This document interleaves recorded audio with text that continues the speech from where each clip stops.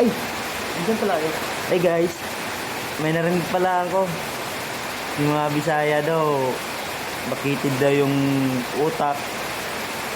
Walang alam. Isa lang naman alam namin eh. Magtanim ng palay. Saka yun yung kinakain nyo.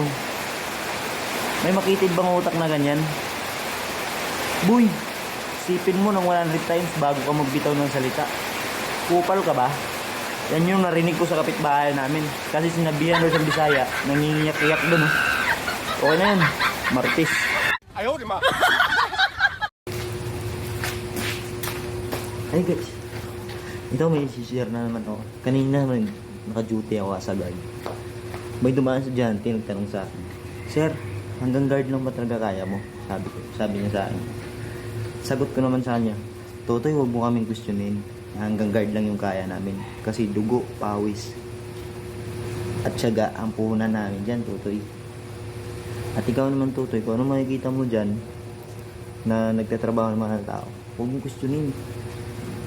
Kasi hirap at tiyaga din yung puhunan nila para na makakita sa araw-araw at may makain yung pamilya nila. Kaya ikaw, huwag mong sayangin yung opportunity na nakakapagpaaral ka, pinapaaral ka ng nanay, tatay, o kapatid mo. Huwag mong sayangin yun. Focus ka lang sa pag-aaral mo. Huwag ka mag-focus sa buhay ng iba. Huwag ka makikialam sa buhay ng iba. Kasi yan yung magbibigay sa iyo ng pahamak. Yan yung narinig ko sa kapitbahay namin. Marites kasi ako eh. Professional marites. Ayaw, di ma. Okay?